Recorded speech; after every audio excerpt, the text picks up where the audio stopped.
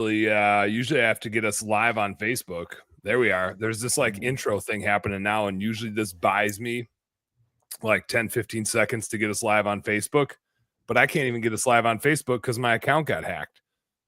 So if you're out there watching on YouTube, or Jonathan, if you're on Facebook right now, you can go report my account as hacked because somebody's out there slinging crypto pretending to be me, and it ain't me because I don't sling crypto. So I feel like this is part of a documentary. Like, dude, you're it going to should come be. back and say, remember when I was playing? I'm crypto rich now. Look at me now. I don't think so. Maybe it should be. Maybe it should be. Maybe it's a sign. Maybe I should be digging into crypto more. But no, and it was one of those things where it's like, it's totally my fault.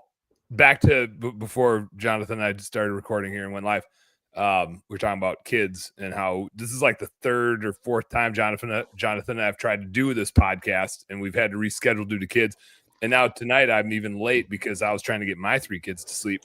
But here's why my kids are truly the ones to blame for me getting my Facebook account hacked. Is I was at Kiddo Sports, and it's my busy season, so I'm like got my laptop there. I'm trying to get stuff done. They do my 2 older daughters are in Conquer Ninja Warrior, like the American Ninja Warrior thing, so they're like professional monkey barists, and they're swinging around doing sweet stuff. But I had my 2-year-old with, and he's just, I mean, he might as well be a high school football player. He behaves like one. He's inappropriate, and he's always running around doing stupid shit. And so I'm trying to like keep an eye on him and do businessy things. And my wife is like, hey, and then order dinner and do this. And I got a Facebook message. I was like, hey, your Facebook account is going to get shut down because of X, Y, and Z. And I was like, shit. And so I'm just in execution mode trying to do 20 things at once. And I did the thing that it said to do. And then I messaged Jai, who's my producer of this thing. And I was like, hey, man, just a heads up. Our Facebook account was going to get shut down. Here's what I did. And he's like, dude, that's total spam. And I was like, oh, shit, you're right. That definitely was total spam. And now, like 3 weeks later, here I am, account hacked. I'm locked out. And Facebook is just such a piece of shit about it. Oh, because now they act like I'm the hacker, right? I can't get access to it. They changed the phone number. They changed the email on the account.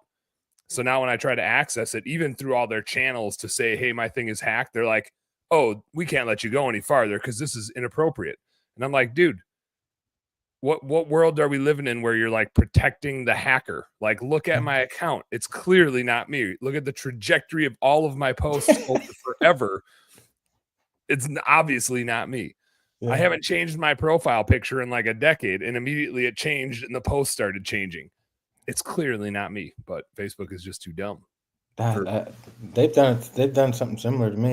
I lost my account maybe 4 years ago, and they said it was something to do with inappropriate something. And I was like, what are you talking? You couldn't protest it. You couldn't go. And you Google it, it gives you the same response to go here and do this, but you don't have access because your account's fixed. And they won't ever just tell you like when to just give up. Yeah. Or to keep fighting or whatever. It's terrible. I hate them. So did you just abandon it? No, you're on there now. Did you create a new one, or what did you end up doing? Well, when I lost the Facebook account, that was in the earlier days of Facebook marketing. This is before it was easier for the average Joe to go put a budget on something. And so I guess this was 5 or 6 years ago. And when we lost it, it was really important because my ad account, or the way they did it then, was connected to that. And so anyways, I had to create a new account, a new Facebook account, and we did that, and we're rolling with that. But now something is connected. I don't know how, but like right now, my advertising account or I'll never be able to create an Facebook ad account because of the status of like the Facebook account that I have now. So I don't understand, but they won't let you like say, hey, what's up? Like, yeah, it's so like weird. I really legitimately want to spend money. You can look at my track history. Like I spent a lot of money on Facebook ads dating back to like 2016. Like I'm going to pay, bro. Like, but they won't hear me out. And there's no customer service. There's nobody to help you. They're just like, oh, sorry, our algorithm said you're not real. It's like, yeah, but no, you're the one that's not real. I'm here trying to. And the funny thing was, I just boosted like a funny promo video that I had made.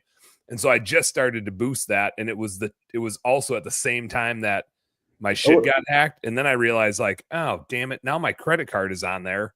And then I see charges coming through Facebook that are not my boost. And I was like, well, now they're like using my card on my Facebook profile. So today I had to go call the bank, cancel my credit card, challenge those charges. And I did actually challenge Facebook's like probably the legitimate charge to my credit card of what I asked to boost, because I was like, no, if you fuckers aren't going to give me my account, then like F you guys. I'm not paying you $125. Like I meant to, but now you're treating me like I'm the hacker and you're protecting somebody that's using, like fake identity shit. So You know what it would, if you actually ever got a human on the phone, they would say, look, it's inappropriate. We can't give you access to that. The only way that this would ever happen unless you were the idiot that actually clicked on one of those messages that they send out. And which so I am. Which I am. Back to because of my kids. Yeah.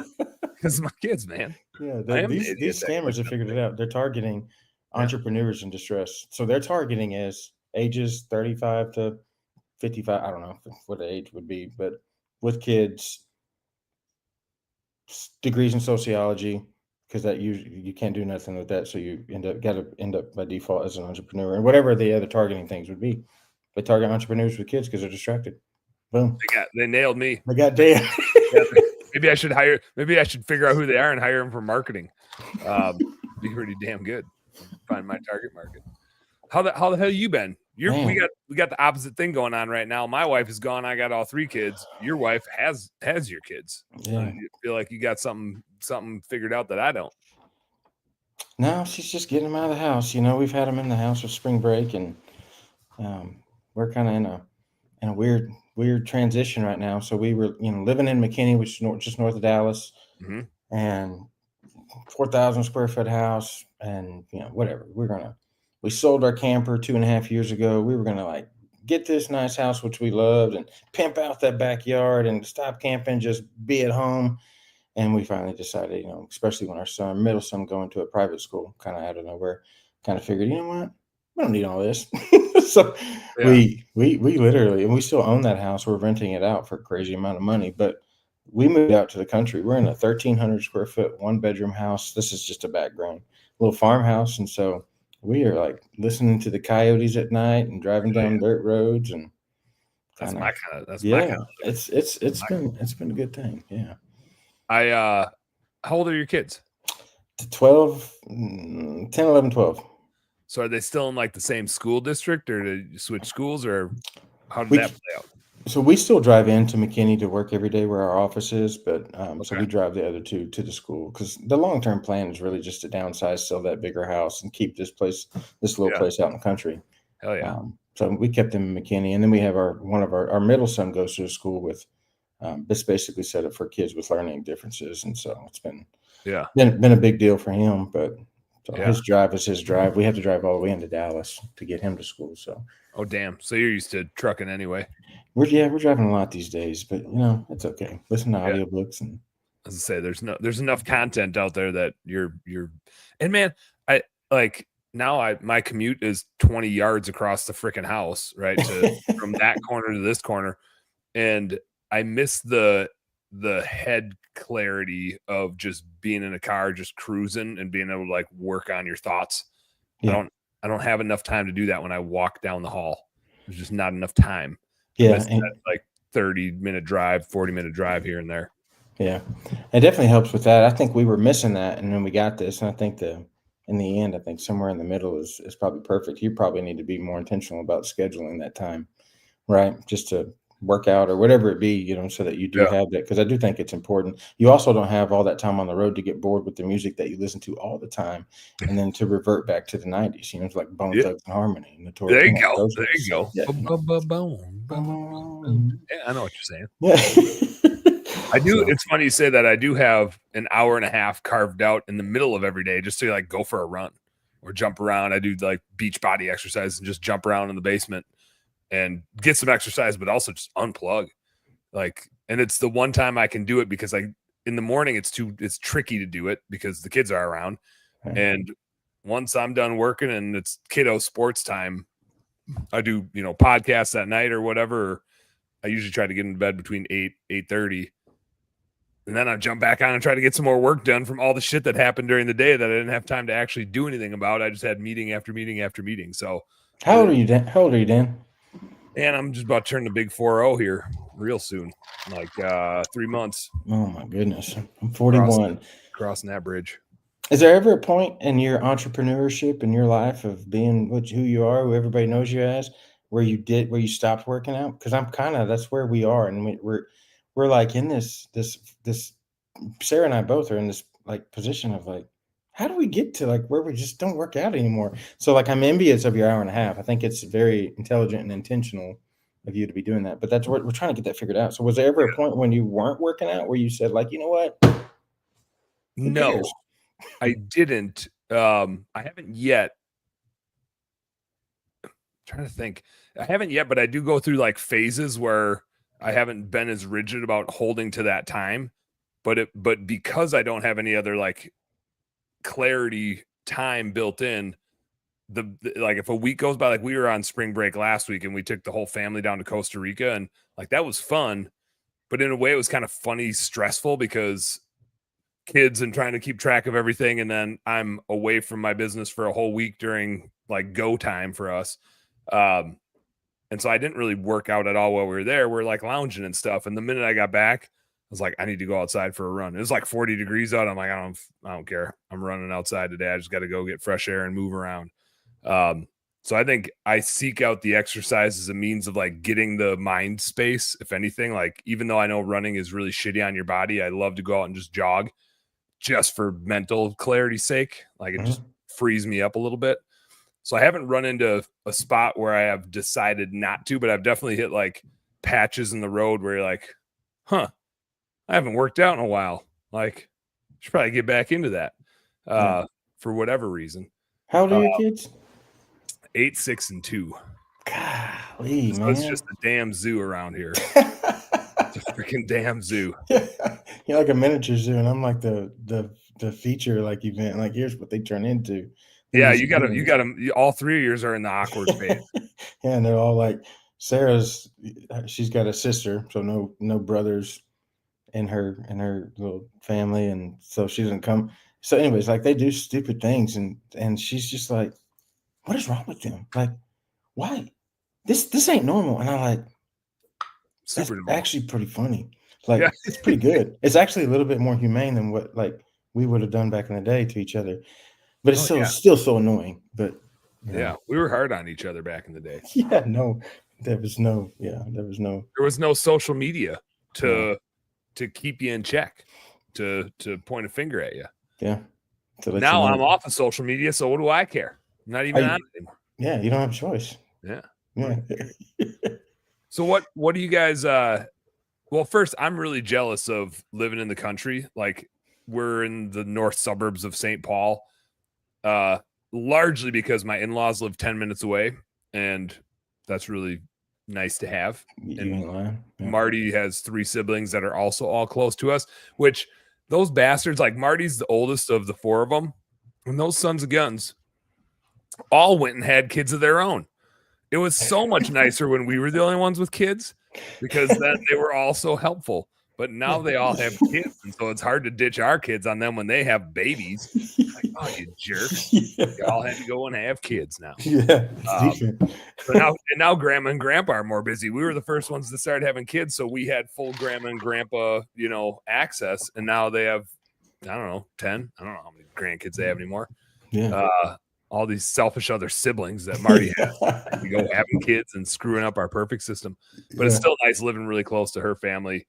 If not, I'd be so far up north or south or wherever out of the Twin Cities. Like I'm all about the country life and stepping out onto some land or into at least living on a lake and jumping in around here. So I'm jealous.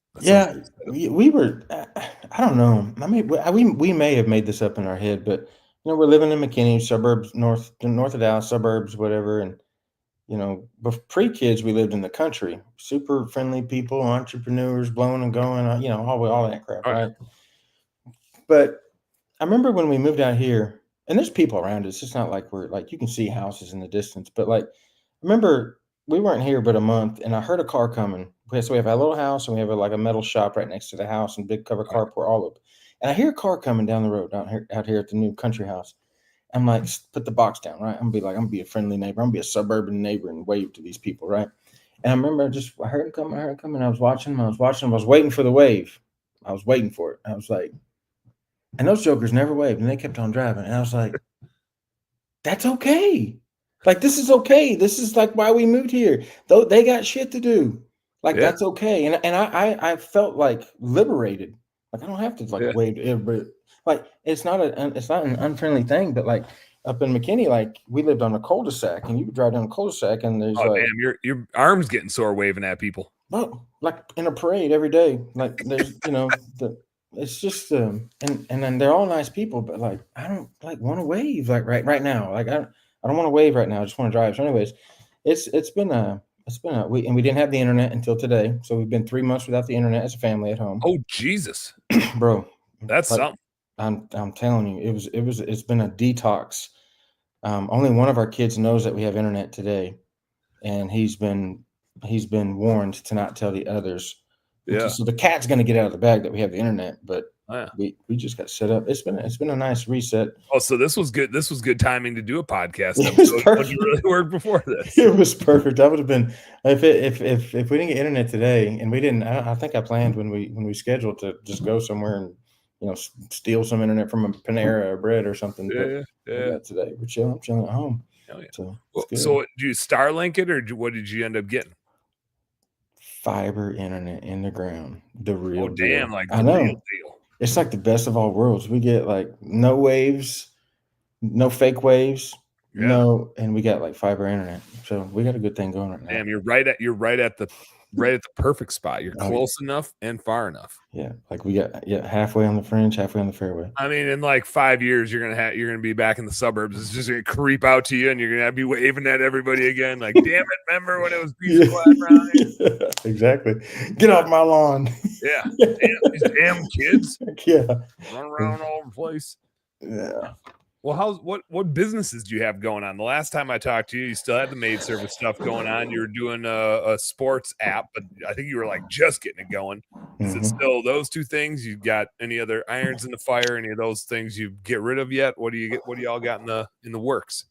Well, I think like most entrepreneurs have taken on just more than I can do, right? Don't we all? I think we all do that naturally. But so we still have the cleaning service. So we have the residential cleaning service based out of Collin County here in North Texas, and it's going well, bigger than it's ever been. And the people, we're getting better at managing and leading people in the office, which is something that we've learned a lot about over the last 7 I think or it's 8 really years. tricky, like once you get over $1 million, to figure out how to get the right people to grow your business instead of just do what you tell them to do. Holy Weird. It's why people that get paid a lot of money to manage other people, they get paid a lot of money. And you can't understand that until you've experienced managing other people. And I'm not talking about your aunt. Like, that's good for you if your aunt's killing it and working it for you. But like, I'm talking about anyways, it's just harder, like when the bigger you get. So we've learned that. So we had the residential cleaning business. I did a little bit of coaching with Debbie Sardone for a little while, did that for 2 years, which was a great experience. And then I quit doing that so that I could launch my software, which was to I started developing in 2018-ish, maybe 2019. Started developing a software for football coaches, which is really my passion, coaching football. And so that is a software that's been a learning experience of its own, and developing it from scratch, like nothing exists, all the way to the point to where it is now for coaches to evaluate players, communicate feedback, and do all of that instantly. And so that's been really neat. What prompted that idea for you? Was it like coaching your kids' teams and like seeing nothing, or just talking to coaches, or did you see something you're like, that sucks, I can do it better? What was the catalyst to firing that off? So when we started our cleaning service, we started it back in 2017. We started it, Sarah and I, because we both left education. I had been a high school football coach for 9 years at that point. And just kicking the shit out of those kids, just smacking them around. I told my kids today on the golf cart, right? And so, like when you've lived a past life, and it's not like I was a gangster, nothing really cool, but you've lived a past life that they don't really know. Oh yeah. They know I coach football, but they don't really know like how it was back in the day before we had kids and the time that we spent. But like I told them today on the golf cart, because they were all acting like a bunch of assholes, right? We went on a golf cart ride. 6 kids and me and another dad. And I told him, like, I got on him and I said something. I started being funny. I was like, dude, I make all y'all throw up in less than 10 minutes. I'm a professional. I can make anybody throw up in less than 10 minutes. And so my youngest one, he's like, do it. I'm like, no, your mom. I can do it, but your mom wouldn't. So, anyways, sorry, I got off track there. But we coached football for 9 years, and in high school, I played on a couple of state championship teams here in Texas, and those men were just really impactful. I wouldn't be in business. I wouldn't be who I am. I just wouldn't be even on this call if it wasn't for high school football coaches. And so I had such a great experience as a player, and then I did it for 10 years. And here's what I saw. And a lot of this, I think we talked a little bit about this, maybe in Facebook Messenger or something, but when you had a Facebook. But Or rub it in. Rub yeah, it in. not to bring up old stuff, but the evaluating of players is like what coaches are good at. I think high school football coaches or high school coaches are oftentimes some of the best teachers in a building.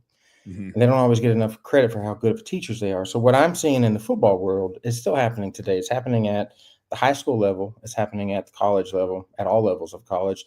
And then I don't know what it looks like in the pros, but at the highest levels of college football, all the way down to high school, they'll watch last night's game, every play, right? And there's 11 assignments on every single football play. 11 assignments. I can't. I don't. I remember like watching game films, and it was just like trying to keep tabs on everything. Right. You got to watch. You rewind, fast forward, rewind, fast forward. Yeah. You just loop it. You loop it. You loop it. You loop it. You watch play 18 7, 8 times until you can watch all of your players on the field. To say if you're an offensive line coach and you got 5 kids. So here's what I'm saying. Play 18, that player, there's only 2 metrics that every coach looks at. Did they execute their assignment? And did they have great effort? Not okay effort, great effort. And if one of those things are off, that's when coaches go to start writing notes down. So they are Yeah. on a notepad right now, or they're texting themselves. They take notes on every single play when they're evaluating a game, and then they somehow either make a copy and pass it on to their players, or they verbally communicate that feedback in a position meeting or team meeting, either on Saturday or Monday. And none of that works with the way modern day learners work, which is exactly what we're dealing with in the cleaning industry. With modern day learners, they're all oftentimes young people. So like we're hiring these 20-year-old kids. These 20-year-old kids, and we're trying to teach them with methods that like work for us but don't work for them. Mhm. The digital natives, they've never known life without a tablet or device or technology. So I'm taking that old school way with what coaches do, those intangible things, execution and effort that aren't metrics, aren't stats, because coaches don't really care about stats. They care about the metrics that win a game. And that's what I've turned into a digital platform that allows coaches to do it here, and it communicates instantly to the players in a way that gives them frequent instant access on demand throughout the weekend versus a one position meeting knowledge dump, which is what we do as coaches right now. Yeah.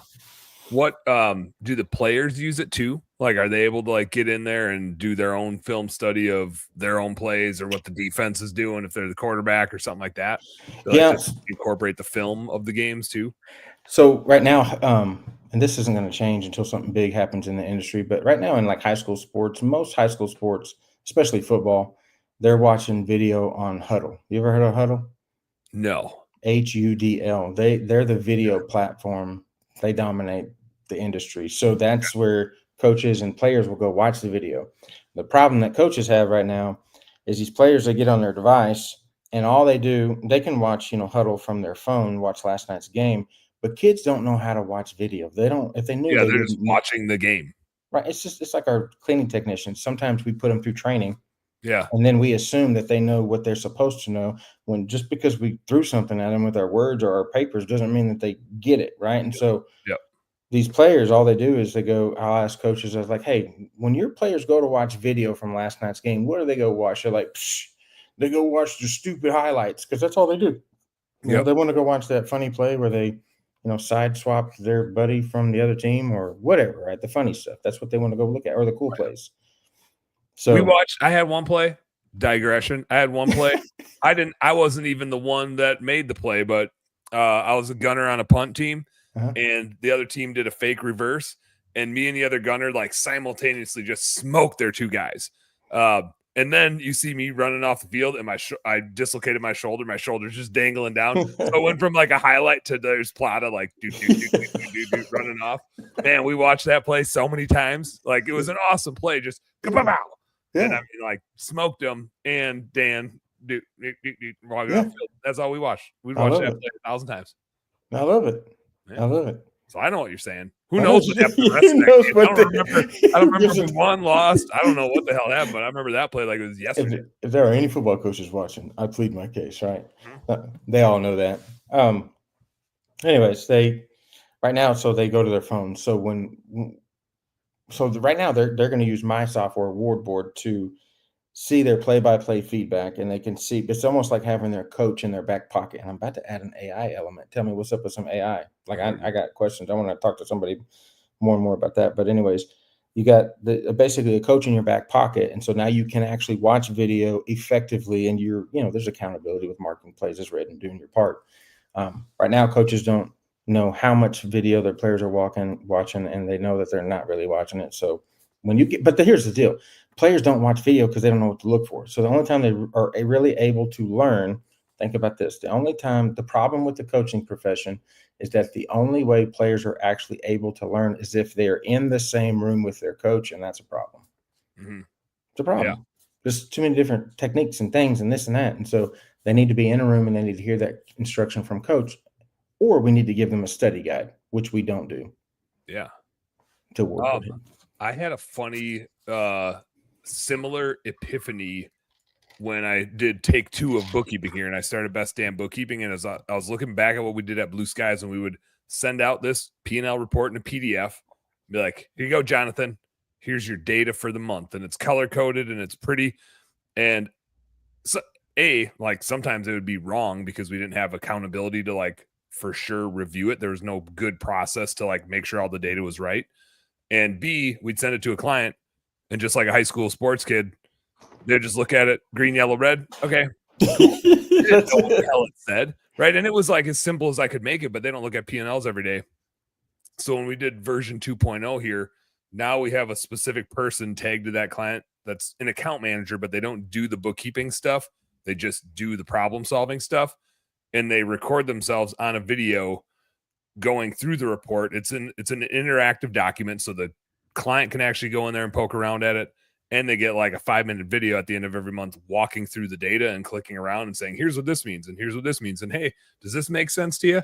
And man, the amount of clients we have engaged in their P&L now that like are going back and forth with us about what's happening in their business versus before is just hilarious. And it like talking about high school kids just reminded me like, man, people just don't look at their shit, or don't look at it with the means of like trying to understand it. They look at it like, okay, I'm doing fine.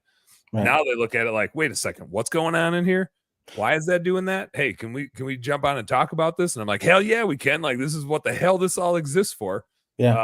So it's funny watching people like get in there and get a hold of it. Well, it's interesting so I hear user experience too, and I hear you learning from experience in your business with what works. So like sometimes, okay, so did you tell me that you're recording? Y'all are recording whoever's reviewing this and basically summarizing and going through this and sending that interactive recording to the. Yeah. So the client gets a video recording of like face like this. We just record this, and the account manager is screen sharing it and saying, "Here's what's going on in your business." Okay. As they're going through the P&L. To me, that's genius, because I think we all know the world is changing. I used to say, just like 3 or 4 years ago, online booking's never really going to be full-fledged online booking in the way we run our residential business, because we still got to validate that they're not a serial killer, right? So like we're going to jump on the phone. So we still need to like trust that what they said was 2,000 square feet isn't really 20,000 square feet, and they just don't know how to type, or they're lying to us to try to get a better price or whatever. Right. But it's getting harder and harder to get people on the phone because people don't want to have a conversation. I don't want to talk on the phone. Mm-hmm. So we're looking a lot at our sales process right now, and I'm seeing on what you guys have spent some good energy looking at your customer service, and like you're going to have a better client if they know what the hell it is that you're even doing for them. Right. So like, I would dread setting up a call, honestly. Like, I don't know if that's right or wrong. Maybe I'm an idiot, but I almost would dread like setting up a call, just because I don't know.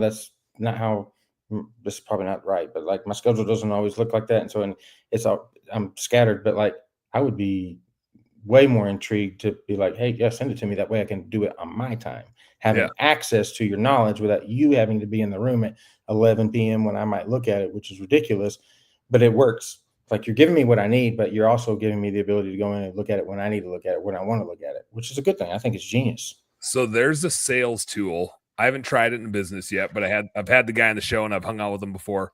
Live Switch is the software. And it's like doing a messenger video with your client to do a walk around of their property. You can do it live, right? There's no software they need to download. It's just like a text link for them to click, and then you're on video and they're on video, but it's kind of like opposite of FaceTiming, where now like the video they're showing is the big thing.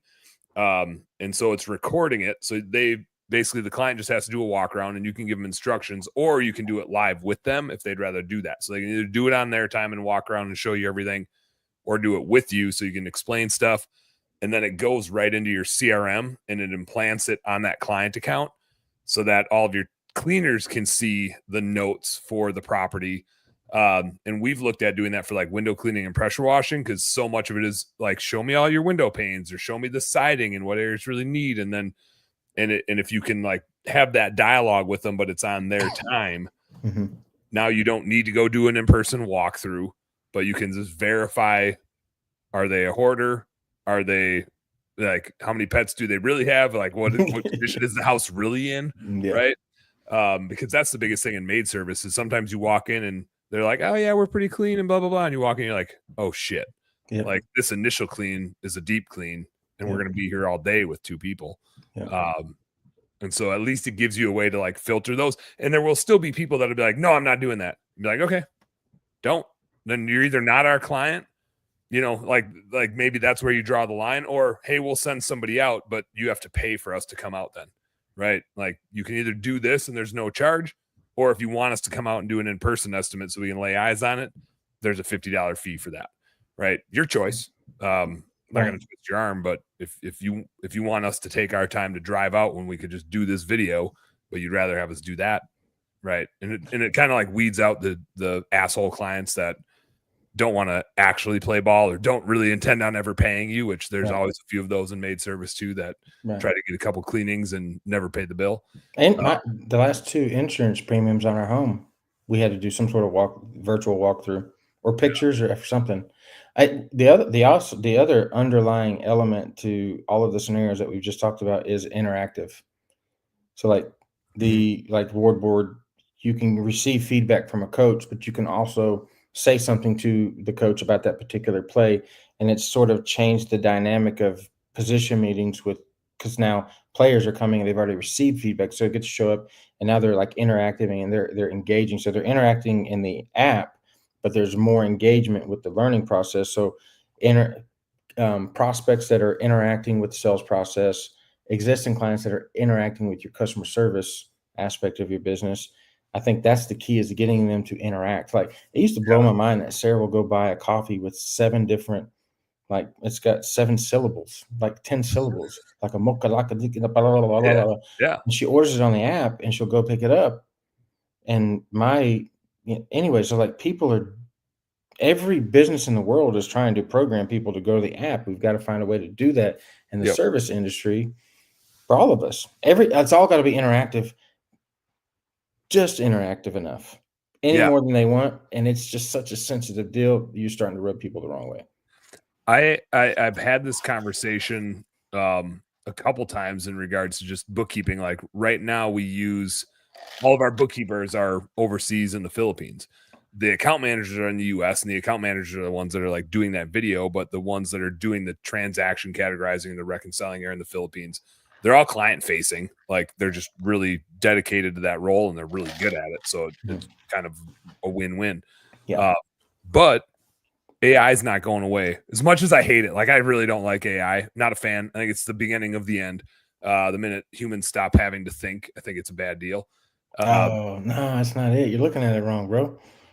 I'm sure I am, but I don't like it. I prefer to live in the woods and go kill my own food. I'm I'm like a caveman.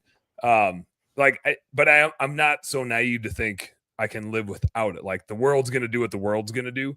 Yeah.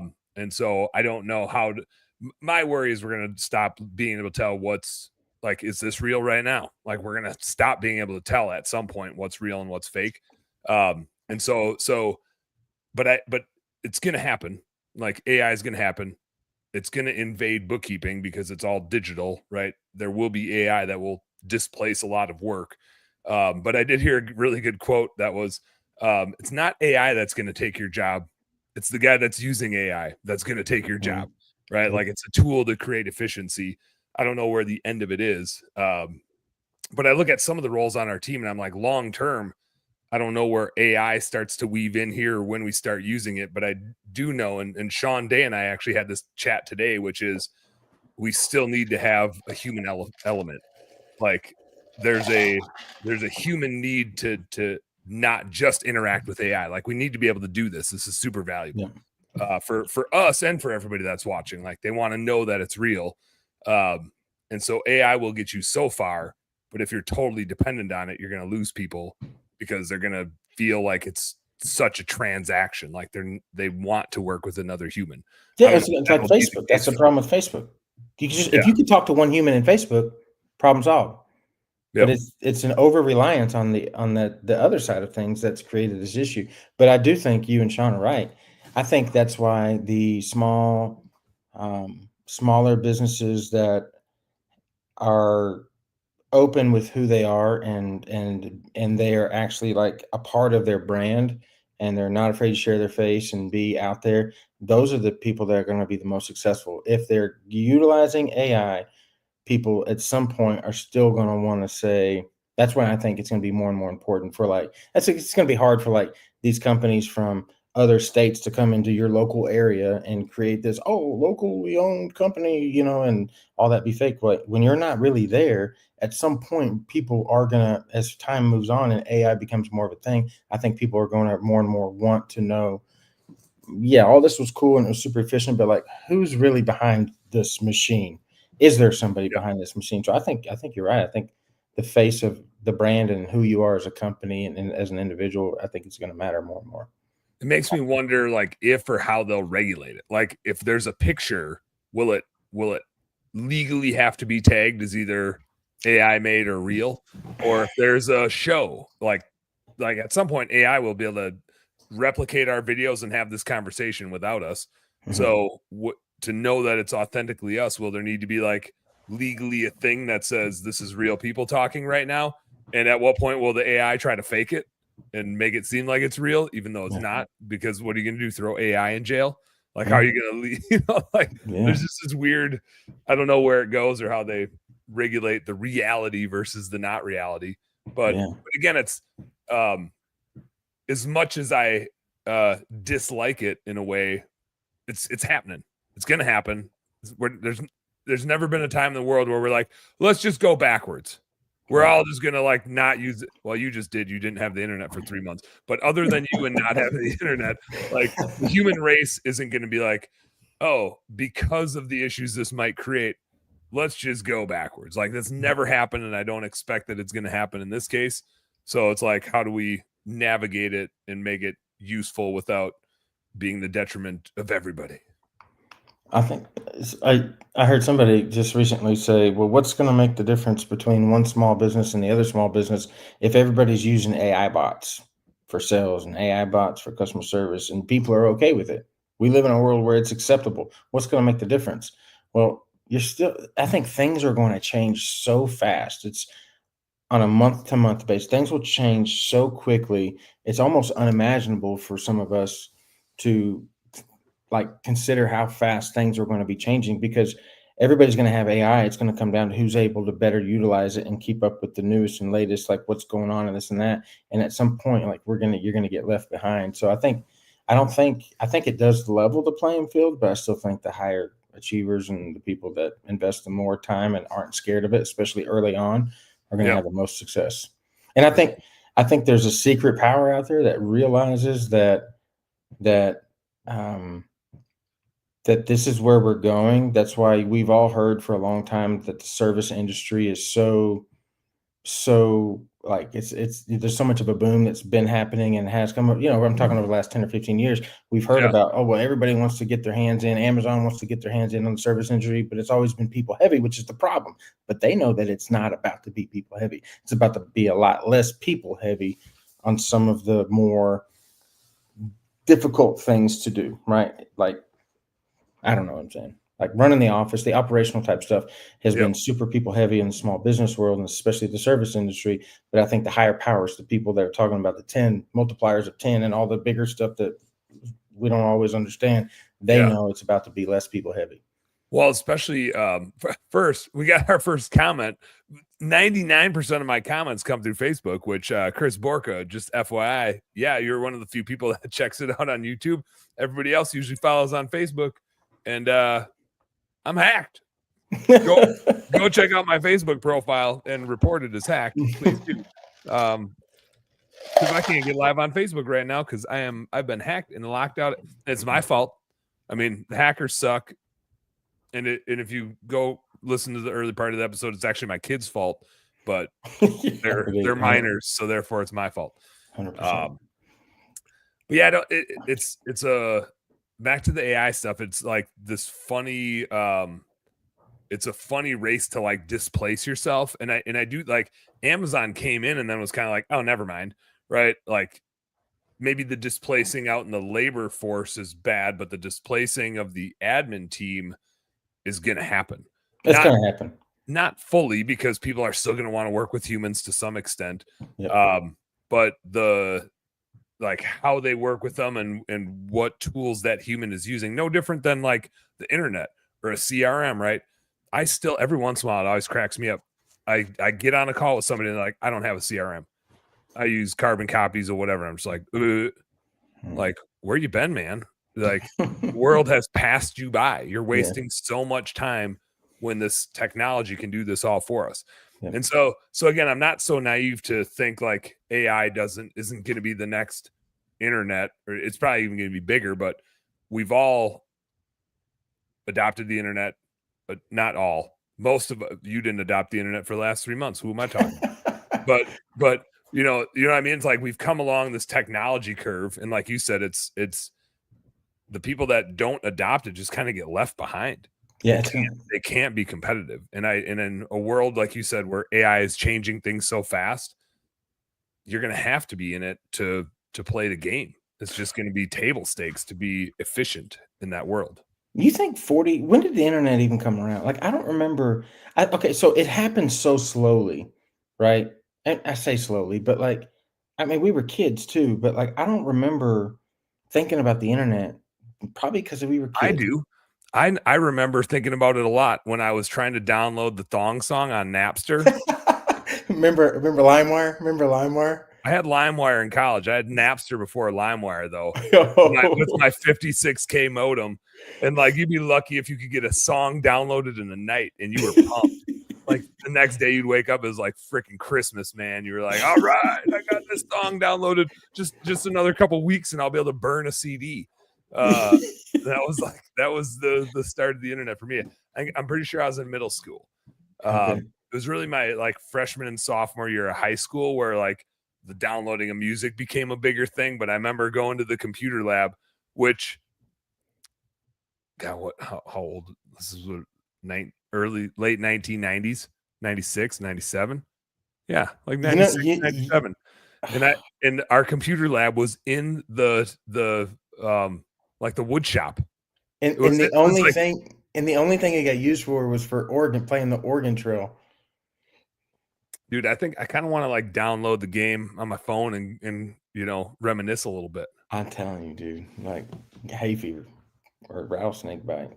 Yeah. But I don't remember thinking about the internet like, wow, this is going to change the world so much because we were kids. You think other people? Yeah. You remember the Yellow Pages? Yeah. I used to smack my brother. Yeah. Start a fight that way. So but now it's because we're older. Like, I know this is about to be like world change. I didn't think the coronavirus was going to change the world the way it did. And then look at it. It's about to be. It's about to be. Yeah, and that wasn't even intent. I mean, it was probably intentional from somebody, but it wasn't intentionally by all of us. No. Most of us were just here for it. Yeah. Do you have any like? I'm guessing with the internet, it's because we were too naive. Like, I bet our parents were thinking about it differently with their work. I've never. That's funny. I should ask my parents. I'm gonna be ice fishing with them this weekend if there's any damn ice left. But do you remember, like, I mean, you're a couple years older. You must have been like late middle school, early high school, and diving into it. No, I'm 41. I mean, I don't remember.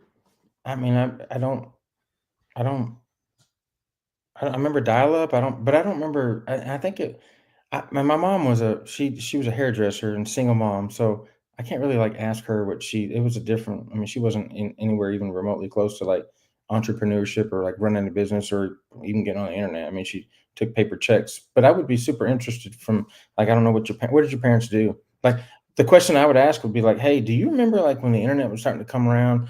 Were you scared of it? Like, how did you feel about the internet and what it was going to do to your job or the profession or like everything? Yeah. We need some old people on the call. Any 60-year-olds out there that'll jump on? Yeah, we need some 60 to 70-year-olds to give us a little rundown of what they're up to. What'd your parents do, Dan? Like, what do you think they would say? Well, so Chris is on my schedule for next week, so I just got to get him a shout out. We gotta talk some dirty bookkeeping shit next week. Yeah. So my dad ran a manufacturing company called Line Tech, and this is hilarious to me that this would ever happen. But neither of my parents went to college. They're those people where it's like they're retired and they work harder than they ever have.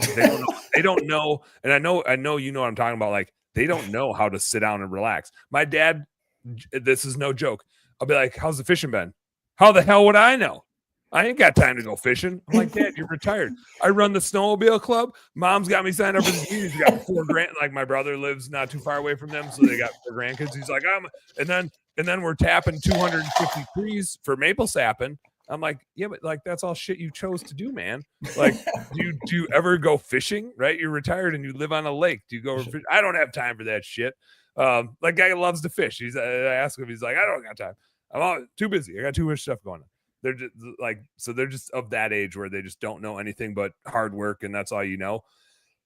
So neither of them went to college. They got out of high school, worked in whatever companies they had jobs in, right? Whatever local companies. And so my dad was in this manufacturing company, and he's always been a super good problem solver. So at one point they had this anodized process, which paints metal. And apparently metal is really hard to paint. You have to like chemical treat it and do something to actually get paint to stick to it. And so he designed a paint line, like the first paint line to do anodize. They were doing like small batches and stuff. And he's like, I got this idea. I need, if we're going to do this, it's going to be, and this was sometime in the 70s. Like, we need $20 million, which I don't know, today is $100 million to like build a facility to do this. Like, I got this idea. And they're basically like, all right, Scotty, you got it. And you're in charge of it. And he was like in his mid 20s. And they just was like, it's you, man. And he ran that company until he retired. He like hundreds of millions of dollars in different deals and partners and whatever else they brought in. But so I'm sure at some point, like in running that business, as they built it, and he was just always the general manager of it, kind of like from that point forward. I'm sure like the tools they used and how they interacted with clients and all that stuff. And my mom, kind of same thing, like worked on the plant floor at Fiskar Scissor Company. And then eventually she's like super organized. So she started, when they started using the internet, she's actually probably the one to ask, because my dad's more of this type of guy, like doing sales and customer relations stuff. But my mom was like in systems, and they took her out of the field to like manage the systems and processes. So I'm sure like as the internet was coming about and they were changing stuff over to those systems and processes, that's probably like the first thing they brought her into was, I don't remember what the softwares were, but it's like the black screen with the green digits, and everything's a number code to like toggle through one screen to the next screen. I remember her working on that stuff all the time in like the late 90s, early 2000s. I was like, like in the early 2000s, I just would look at it and be like, what the hell is this old looking software? It's probably 5 years old at that point, but the world was already changing so fast. So I'm sure they were on the cusp of it. But me, I was just worried about Oregon Trail, That's That's it. all I was worried about. We're try not to get the hay fever. Yeah, Yeah. definitely no dysentery. That shit'll kill you. Yeah. Oh, well, hey, have you talked to anybody in your arena of your world of connections that are exploring with? This is something that we're looking at with my software with Wardboard with the development of coding software with AI. There's AI platforms that out. will write the code. It'll write, you give it prompts and it Yeah, writes the code and does the hard part, and then your developer, there's still going to be a need for developer, more like product manager, lead yeah. I don't know. Anyways, Prompt engineer. They need to be. prompt engineer, go in there, make it human, and finish up closing whatever. So like we're looking at these platforms that integrate with GitHub to where your depository is, and bringing that in and letting it learn your code. Anybody you know around that playing with that? Michael Gregory, who runs Click Call Sell, probably knows a thing or two about it because that's a marketing firm, and so I'm sure as they're building websites, they're reliant on writing a bunch of code and using AI for that stuff. And my buddy Nick Freevault runs. I don't know exactly what his role is, but he's works in a really big marketing company. He's like their SEO expert, and that dude he just can't get enough of it. Like to the point where, and this is kind of the world I live in, where I don't want to be the doer of everything anymore, right? And so like I'm probably not going to be the AI expert, but I am really concerned about who my AI expert's going to be, right? Like it's the old who not how is I need to know who these AI experts are, because I know I'm not going to be the AI expert. Like I'll be a finance expert, but I'm not going to be the AI expert.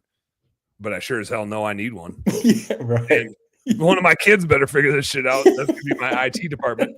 So I hear you. It's intriguing. It's interesting. It's interesting. how are you seeing with Wardboard specifically? Obviously, like football kind of had its weird like safety scare a handful of years ago, where it was like and the old like kneeling for the flag and whatever else and the anthem, and it lost a fraction of a popularity, but it's bigger and better than ever now. It seems like. How are you seeing Wardboard take off? Like, is it spreading the way you want it to spread? How much of the market knows that type of stuff exists and is using it versus like how much pie is left out there for you to go after in high school? Oh, damn, that's the golden question right now. It's kind of like that shit or get off the pot situation. So I've bootstrapped everything and self-funded everything from the very beginning, right? So all the development and all the expenses, and the first few years we're giving it out to coaches to use, and some used it and some didn't. And there's always work, and no matter how much you know your users and how much you know what it needs to do for the user, there's always like, even Google has hiccups. So anyways, working out the kinks, this and that. And so I finally got to a point where I was 3 years in, and I was like, you know what? I can start trying to take people's money. So not this January, but the January before was really the last. I mean, it was the first selling season for Wardboard where I could go after football coaches and try to sell it. Oh, you went 3 years without monetizing it at all? Yes. Testing it and breaking it and testing it. Yes. Well, so like the deal is like, regardless of if you know what what your users need, you can only, like, we were working on the software all the way up until football season starts in August. The way coaches, their cycle works is like they usually all the way till November, December if they're playing for a championship, and then they have January to August when they're receptive to being sold to. Yeah. So it's like a short selling season in a world where they don't even know that they have a problem, Yeah. because like, There's an education element that needs to happen first. yeah. And so I'm kind of in that weird spot of where I went from, not this January, last January, we got basically, I had one school pay for it and I had like 6 others.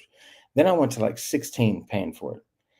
But like I haven't spent $1 on marketing, Yeah. but I'm bootstrapped. I'm like bootstrapped and broke. That's not a podcast.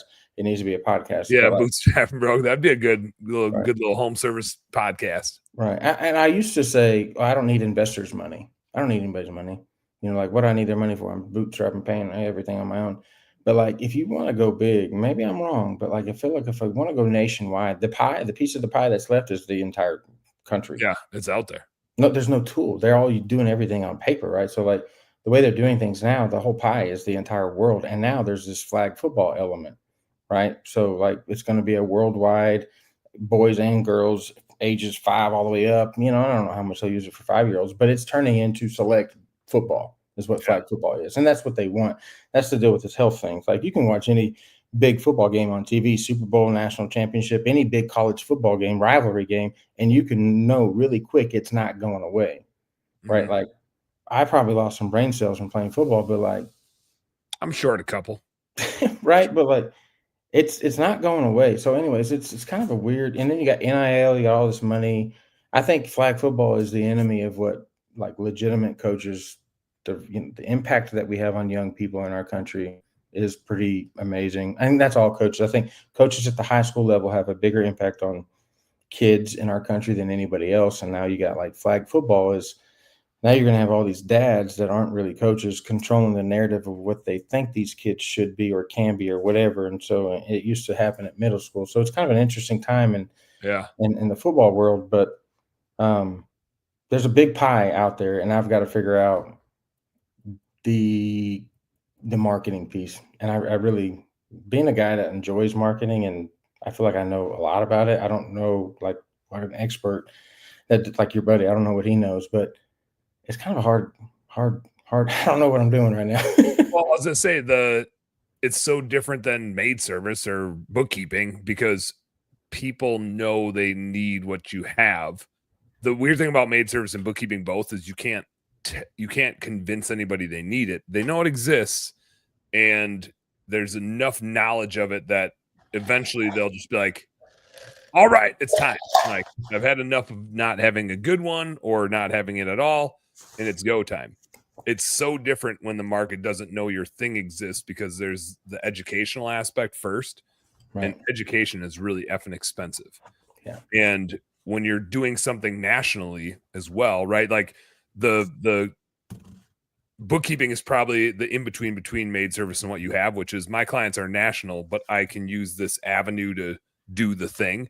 Mhm. Uh, what you need to find is where is that audience hanging out, right? Like I know my audience is on Facebook and YouTube, and they want to listen to business owners talk about stuff, and so let's get on here and talk about stuff.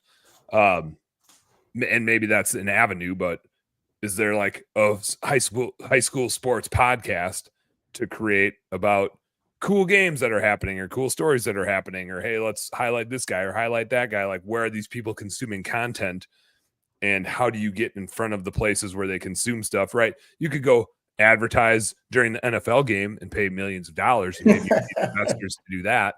Right. But if you can figure out where they're hanging out, they don't know what you have, but you can keep talking about it and keep talking about it. Like if there's high school Facebook groups, high school, prep football Facebook groups or college Facebook groups, obviously different universities have their own different things. So that's a little trickier to probably break into. Yeah. But that's the hardest part is where do they hang out, and how do you get them to realize that they're like missing something, right? Because they're definitely missing something. But if you just go, hey, you don't know what you're doing, they're gonna be like, you can go F yourself, Jonathan. Yeah. And so it's just this weird rub of like, how do you introduce it? It reminds me of dating in high school. How do you let people know you exist without letting them know that you like them? Right? It's hard too. Like I Googled the psychology. I said like the psychology of selling to overly confident buyers. Because coaches, I mean, that's kind of you like walking around Yeah. these coaching clinics, like you can tell the roosters from the chickens, and the Clydesdales from the regular horses. And I'm just trying to figure these dudes out. I mean, anytime I do a demo with somebody, it's like a slam dunk. Oh yeah. But Yeah. always, but like you got to get. So I have come to the conclusion that like I've got to find out where they all are. Right. There's surprisingly a lot of them on Twitter because it goes back to the earlier chat days, and the Yeah. Twitter was kind of a space separate from Facebook. So they're like football coach over here, and their dad over here on Facebook, and normal Mike over here, and I'm Coach Mike over here. Yep. And then you get the younger coaches where the average age of a high school football coach is about 35. But so the ones younger than that, the ones right out of college and younger than 35, which means they haven't started having kids oftentimes, they're on Instagram, but the YouTube thing, so like it's like you got to build audiences at all these different areas, and like it's not my expertise, but they're there. And I have come to the conclusion that I can either go to this 2-day clinic, Friday, Saturday coaches clinic, which all these clinics here in Texas are, pretty big football clinics. But yeah, I can go to this and pay for a hotel, be gone for 2 nights, and me and the booth fee. And I want to say I got $1,500 all in to be there for the weekend. Or I can take that and spend $1,500 on marketing spend across the nation or even the world eventually. I got 2 teams in Europe that want to use it. And it's like, that makes more sense. But I feel like I'm cheating myself or I'm a loser if I don't go to these clinics, like down here in Texas, but it's just cost wise doesn't make sense. So yeah, I don't know. Part of the reason I keep doing this podcast is because it constantly creates awareness of what I'm doing. And I don't have to sell anything to anybody, but I need them to know that I do best damn bookkeeping and that it's not boring, stupid ass old fat lady in the basement or whatever bookkeeping. And that I'm a normal ass dude. I'm not some AI, right? I'm just a beer drinking, F bombing, whatever. And we can have fun while we do this thing. Yeah. And so, I could be so much more aggressive with this podcast and the show and try to get more viewers and more followers, and I probably should. But even the regular weekly episode of that over the last 5-6 years has just fueled a growth where it's like, I spend my time, but frankly, like, what the fuck else would I rather be doing right now besides talking to you? Like, we tried to do this so many times and I was like, hell yeah, I get to talk to Jonathan this week. Right. So granted, I'm an extrovert and this is a fun way to connect with other business owners. But I'm so thankful that I started the podcast. Partially just it drives awareness and I don't need to go sell it to anybody. They just know. They know what Dan does. There's no doubt about it. And he's the goofball and he does his beer drinking thing and whatever. So now when I go to a coach's clinic, aka any convention or any show, I mean, I remember the one time I walked into like CBF Live and it was Sean and I, and we had so many old gals walking past us just laughing like, oh, you guys are so funny, blah, blah, blah, blah. Right. And it's like, we don't know who the hell they are, right? But they just see us here and there just bopping around doing our thing. And so that might be, not everybody's built to do a podcast. It's a commitment, right? You like have to keep it regular, but you can get guests on that have their own audience. Right. If you get an influential coach on, there's other coaches that are following that coach, then listen to the podcast episode. And so you have a background that talks about what you do, but you're just bullshitting with a football coach, right? Who you're curious about anyway, because you want to know what's important to them and what they got going on and how their season went and who their best player was and who got injured this year. And how did you knock off the number one team in the state who hadn't lost a game in 4 years, right? Like, you're never going to run out of questions for that high school football coach. They're going to love chatting with you anyway. And so like that for me has fueled the ability to create all the social media stuff. Cause then we're dropping, like right now we're just live on YouTube, but Jai will take this. I pay Jai like $800 to $1,000 a month to take this, make it a podcast, cut it up and put it on Twitter, put it on Instagram, put it on, I don't know, TikTok. I don't know. What are all the places that things go? Everywhere. Yeah.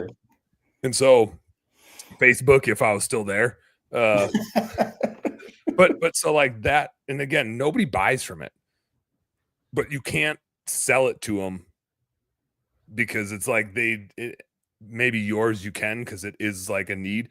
Bookkeeping is just a pain in the ass. And so I don't try to sell anybody anything. When they're ready, they come. It's just important, just kind of like maid service. When they're ready, they come. It's hard to convince people that they need a home cleaner, but they need to know who you are and make it easy for them to find you when they're ready to say go. Well, I think you're doing a great job of building trust and authenticity. Like it gives people time to like say, you know what, maybe Dan is a pretty good dude. Maybe he's not just one of these douchebag bookkeeper guys. I'm gonna hook him, hit him up and see. I think one thing I've noticed with you over the years is like ultra consistent,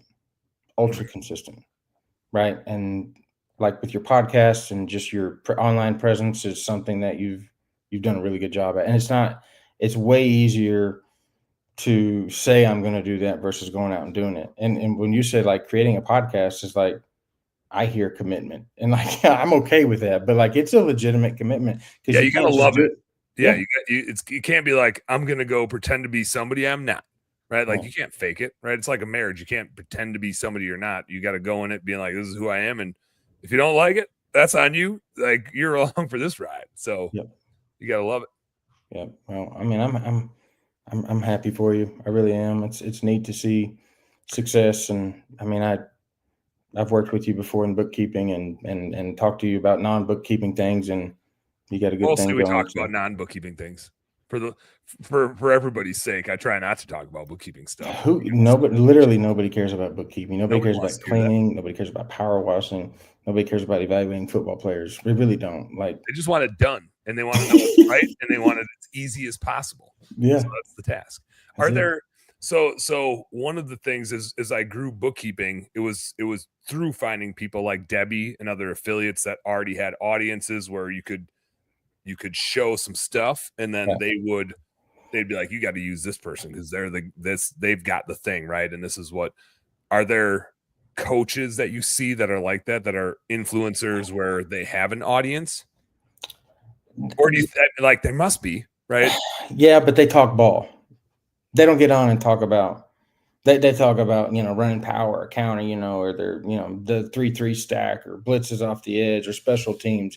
They talk football when they get on and when they if they go live, and they don't really go live. They don't do things online quite the way I've seen it done over in the service industry. Yeah. Right, like building authenticity, like they do that with their own staff and their local, state. And so, anyways, anytime they're going to get on and talk, what their business, they're going to get on and talk X's and O's. They're not going to necessarily. Um, But that's what the other coaches wanna hear, isn't it? what's funny is that's what they say they want to hear. I don't think that's what they really want to hear. I think it. I think they want to hear. I think they want to hear. I think they want to learn X's and O's. The one thing that I don't think they do enough of, and I think frankly, I think it's because I don't think they really know how much they need it or how much they could benefit, is the systems and the operational side of what we do. You look Yeah. at Nick Saban. You look at any of the highest performing coaches, the guys that are winning at the highest level. When they get out, it's really hard for them to get back in. Like because it's just a switch. You're always on. You're micromanaging everything, not in a bad way, but there's just so many things that are Yeah, there's happening yep. that they're tuned into, and that's why they have so much success. So like, when I say football systems and operations, when I say football systems, and I've played with Wardboard football or productivity analytics, the only productivity software for high school football coaches, football systems for football coaches, Wardboard AI for football. Anyway, I played with all these different messaging and all these different things because they don't talk enough about systems and the way things work. They have learned from who they learned from, and they brought it down, and they've made some things better, and they've gotten really good spreadsheet over here and a really good spreadsheet over here. And they've got guys that stay around in their program, but like legitimate systems, like what do you do on the weekend? What does your work weekend look like? When do your coaches go home? To my opinion, the highest performing and the most successful coaches, they go to these clinics and they want to talk more about that stuff. They can talk ball, they can do all that. But they when you ask them a question about something outside of the X's and O's and you see them light up, to me, that's exciting Yeah. because I'd learned more about business systems, sales system, this and that. You starts off in the earlier stages of running your small business. It looks like check boxes. Like, well, when I sell a cleaning, what do I need to do? I need to do this, this, this, this. Well, like everybody's still working off of a checklist. It's just a fancy app or something that's telling you what to do. Yeah. And so football coaches don't really have that. They have a spreadsheet and they know this and they got to go here and they have meetings and they meet together, but then they go. But they don't always talk about, well, like, who do you have do your laundry or who uploads the film? What happens after midnight? Like there's so many different things that are happening throughout a work weekend and throughout a week that are operational type things that to me it's intriguing. And I Yeah. probably would not be doing ward board if I hadn't left football like I left and learned, some automations, workflows. You say that to a football coach, they don't.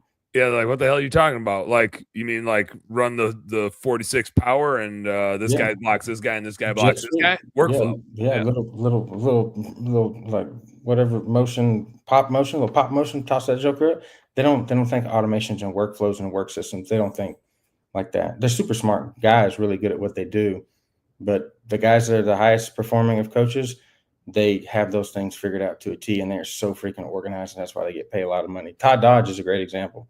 Todd Dodge is a pretty well respected head football coach here in Texas, and he I went and spoke with him last summer, and I was asking him about, he's got production systems for his players. So like if you get a tackle behind the line of scrimmage, you get so many points. And what he's doing with his production system is he's leveling the playing field so that the guys that are scoring all the touchdowns aren't always the ones that are Getting winning all the in his awards. system. Yeah. Yeah, because like if you go score 3 touchdowns, but your ass won't pass protect or you won't go and run the right route. No, when you're not going to get the ball, but we need you to draw that safety. He's looking at things like that. Yeah. He pays attention to every detail. One of my questions to him, he went and took over. He retired, come out of retirement, goes into this program that's got a pretty good program. And the community has money. They brought Todd Dodge out of retirement. And so I remember going to watch this team before he took it over. And I remember them running out the tunnel in their pregame. And I just remember watching their body language. Like they're like skilled, they're strong, they're big kids. You can tell they've been around football. Some of them are a little bit soft, with this modern day with kids are soft. But like they don't have that dog, like when you've been around a team, like they're just scrappy, they're gonna whoop your ass either on the Yeah, field or in the parking lot. that team when they run out, and if you're one of them, you're about to go kick somebody's ass, and if Yes. it's the other team, you're like, "Oh shit, we're about to get our ass kicked." You Like can they just got a tell. different level of energy than we got. It's different. Like and I just remember thinking like they never had that. And well, then he comes in, they hire him, and I'm thinking like this dude's a winner.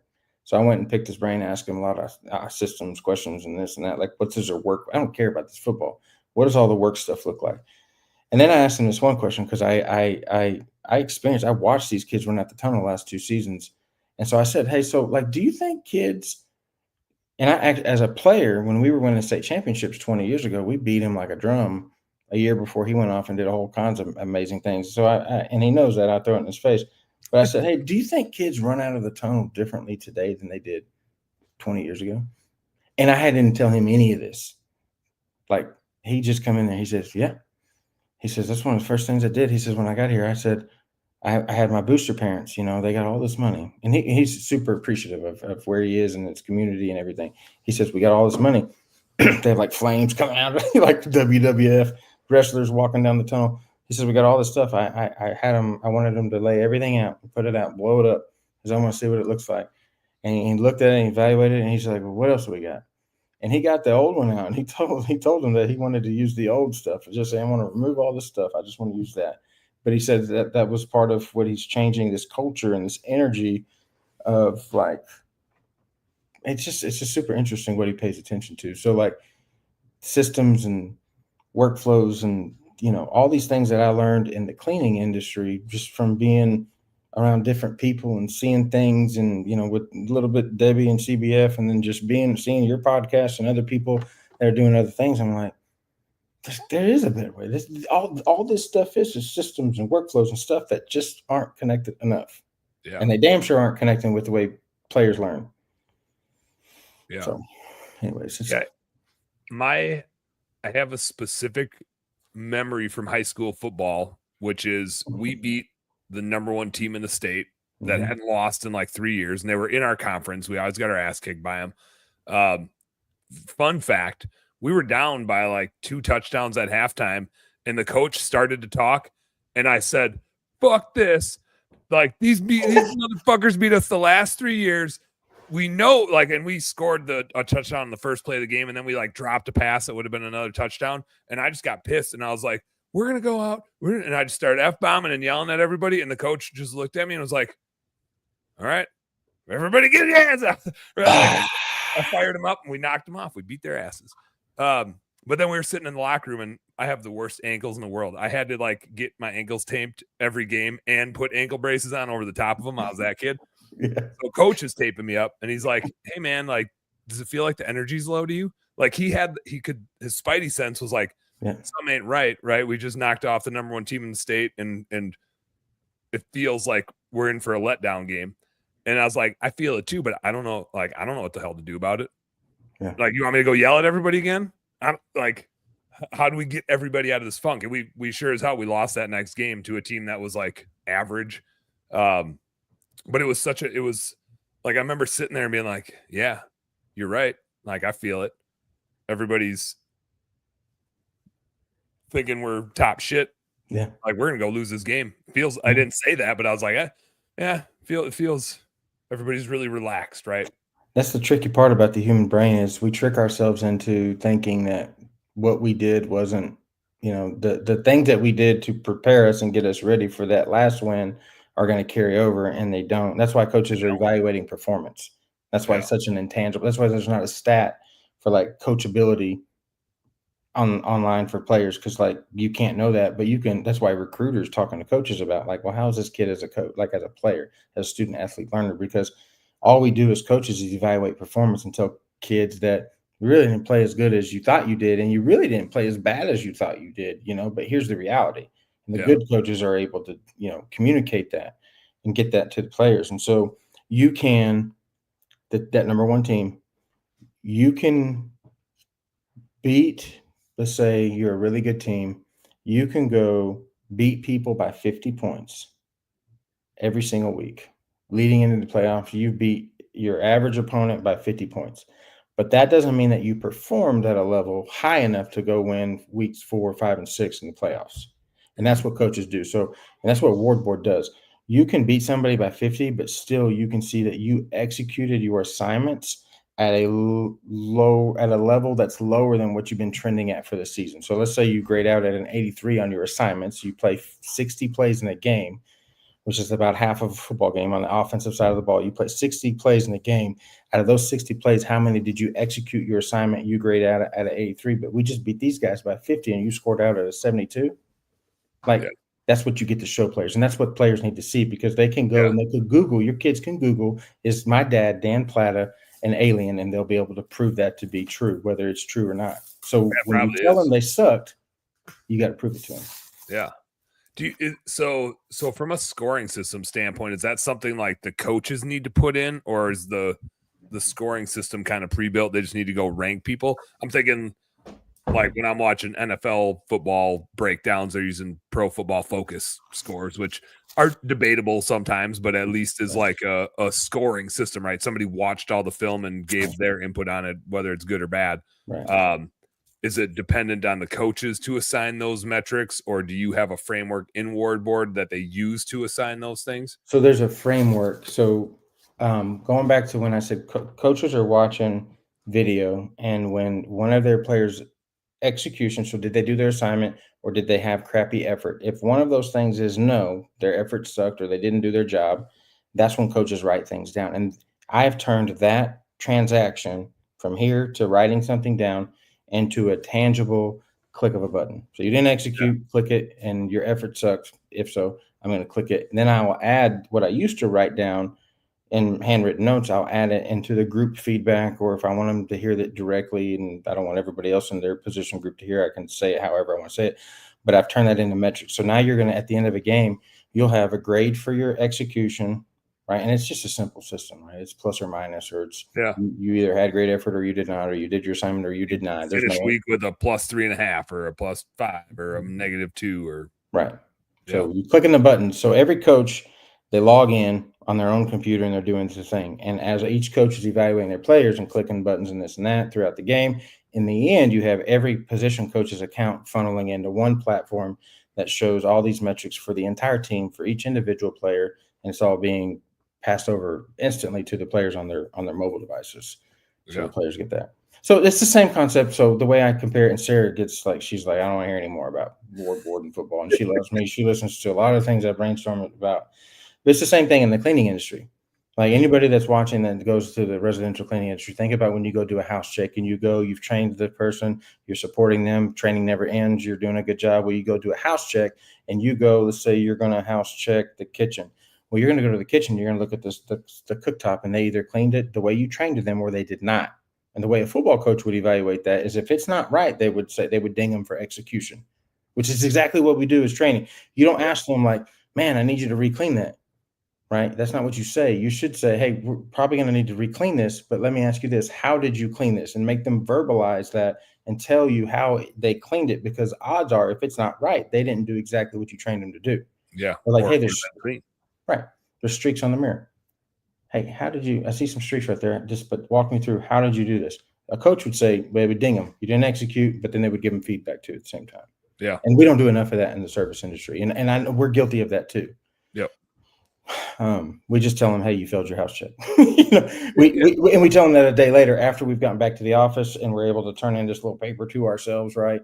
And it gets back to them a day later, which is light years after the cleaning was done, and they don't even remember what the hell they did and which house it was, and they're pissed, and they're pissed now because it feels like it's they're mad at you instead of mad at themselves, right?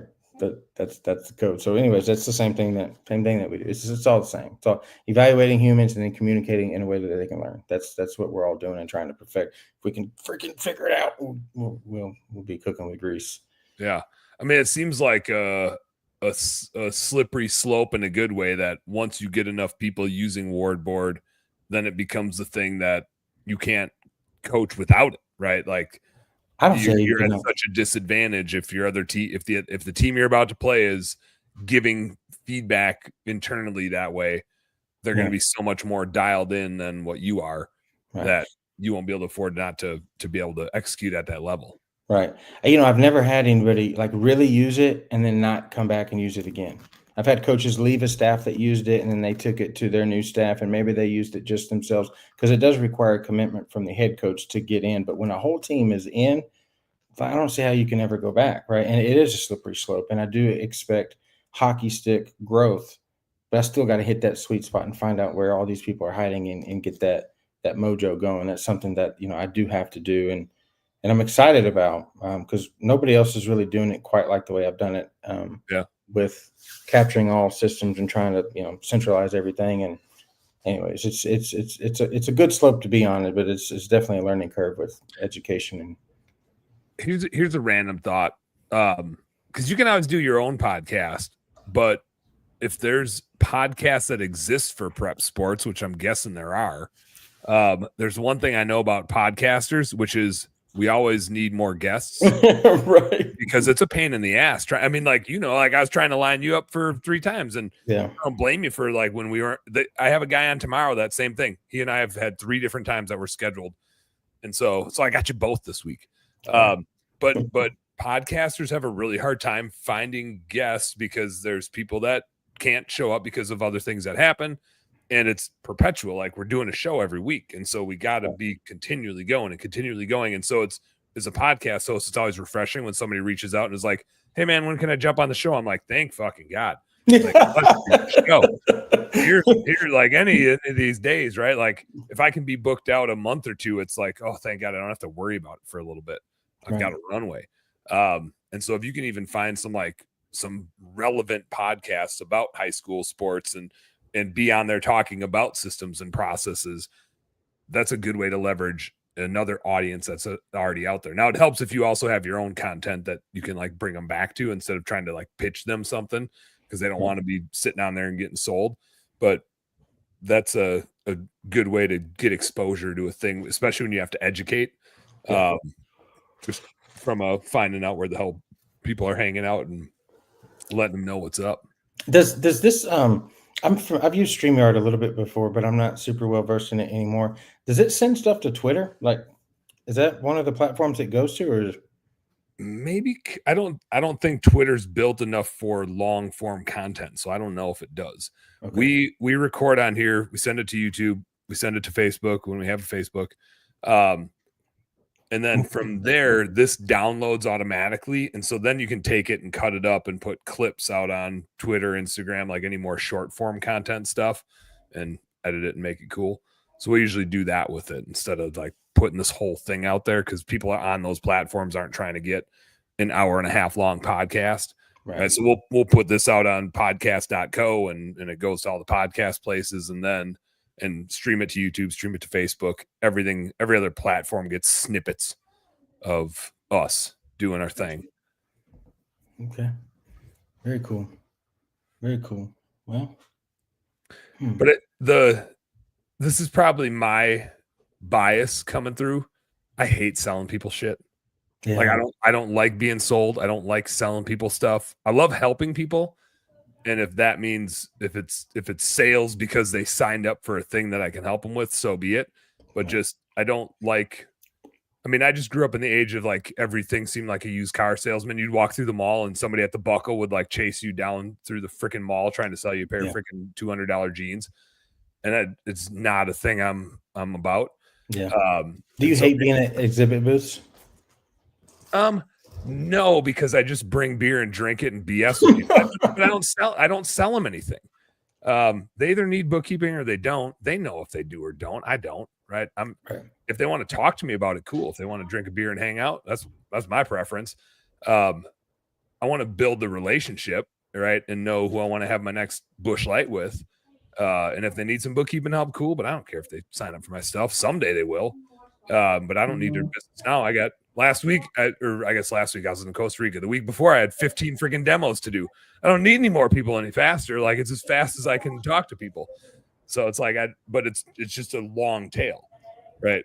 And build the network and do a great job and execute. And then everybody says you're doing a good job. And then it's easy to keep doing a good job for people because you just keep building it. Right. So I go like way out of my way to not sell anything to anybody because I just want to I kind of do the opposite. I try to like talk them out of it. I just want to set really good expectations and make sure that if they're going to sign up, they know exactly what they're going to get. And it's exactly what they want.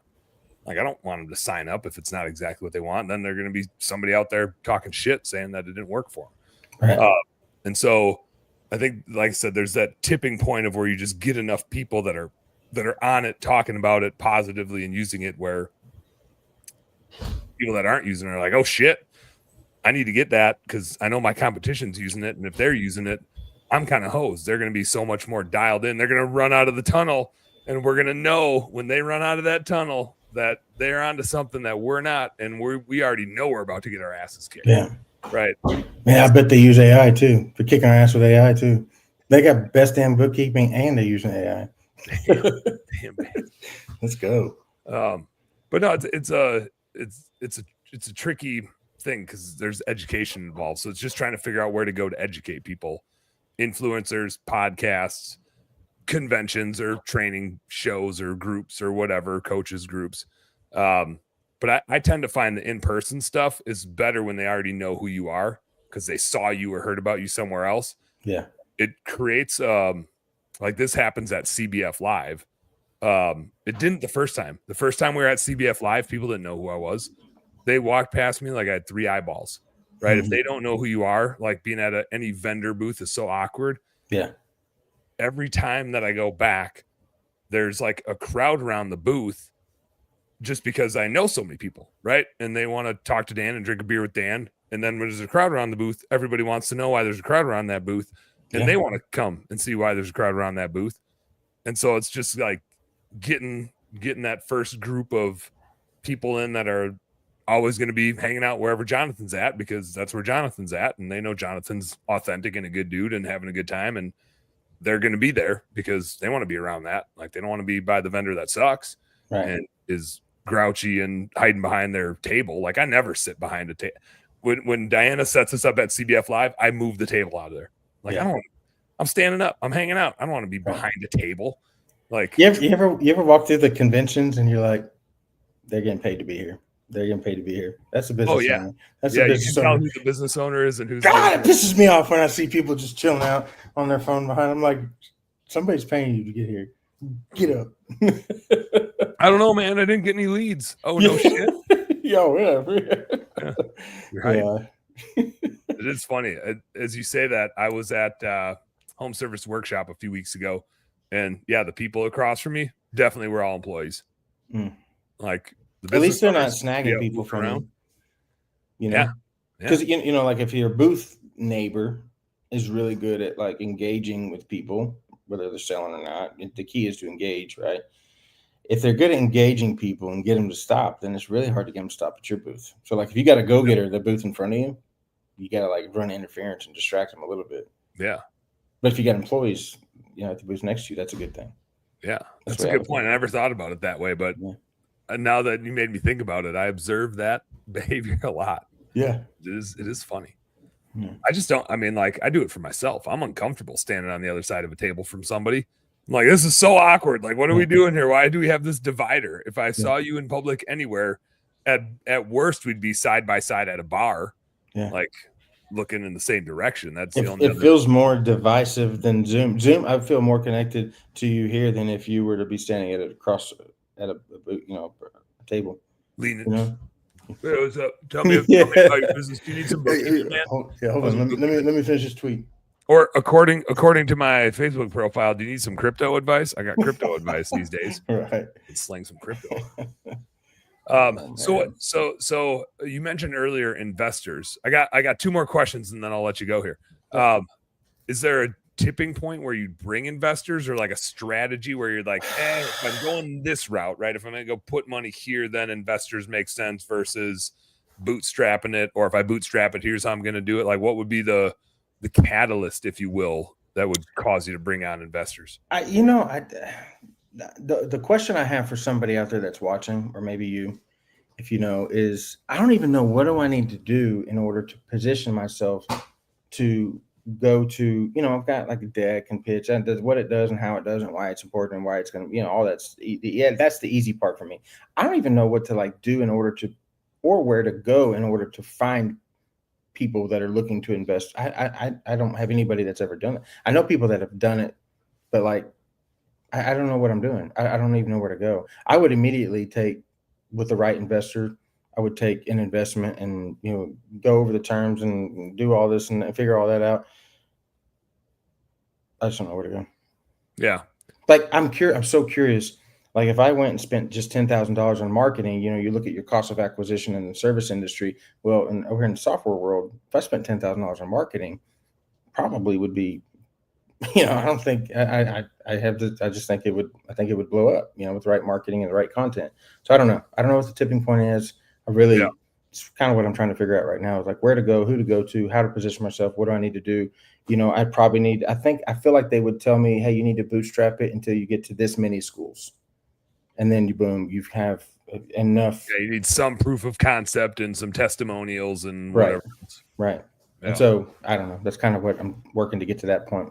Well, and usually I think that's why when you get investors on board, you kind of have different like seed rounds. Like you have initial investors that are usually like smaller ball, and it's guys like you and me saying, yeah, I'll throw 10, 20 grand in there.